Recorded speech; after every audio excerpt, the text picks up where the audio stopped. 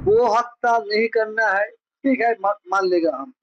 किंतु इंडिया में गो मांस 2 नंबर में है। साधारण आदमी कुर्बानी देगा, ये नहीं चलेगा। अब देश का गोरू गाय को जबा करके विदेश में भेज देगा, वो जायज है। हम लोग गाय नहीं खाएगा, नहीं खाएगा, हम लोग मर जाएगा।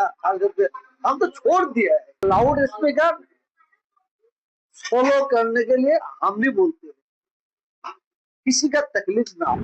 आइन जो बोलते हैं वो मानना जरूरत है कि आइन सबके लिए समान होना चाहिए। गो हत्या नहीं करना है, ठीक है, मान लेगा हम। किंतु इंडिया में गो मांस 2 नंबर में है। साधारण आदमी कुर्बानी देगा, ये नहीं चलेगा। अब देश का गोरू गाय को जबा करके विदेश में भेज देगा, वो जायज है, वो ठीक है। आइन क्या है, सबको बंद करना है।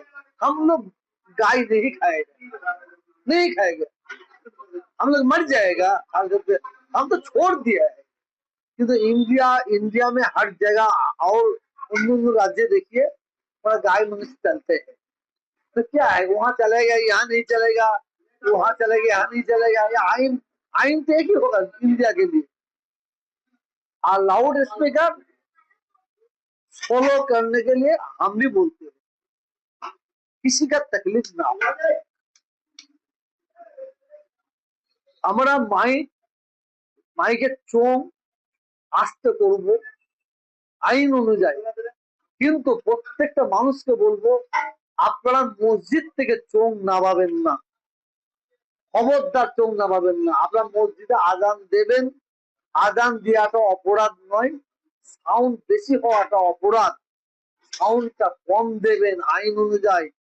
অনেক প্রশাসনের মানুষ আপনার মসজিদের ধারে গিয়ে বলছে যে আপনার মাইক নামিয়ে দেন, চোং নামিয়ে দেন। খবরদার চোং নামাবেন না।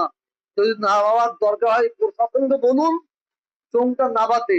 তারপরে প্রশাসন যখন চোং নামাবে তখন আপনারা আইনত ব্যবস্থা নেবেন।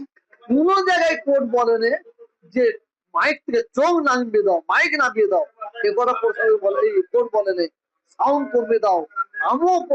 আমিও আইনকে সম্মান দিয়ে পশ্চিমবাংলার প্রত্যেকটা মানুষকে বলবো, আপনারা আজান দেবেন, যে কোনো অনুষ্ঠান করবেন, সাউন্ডটা কম করে করবেন।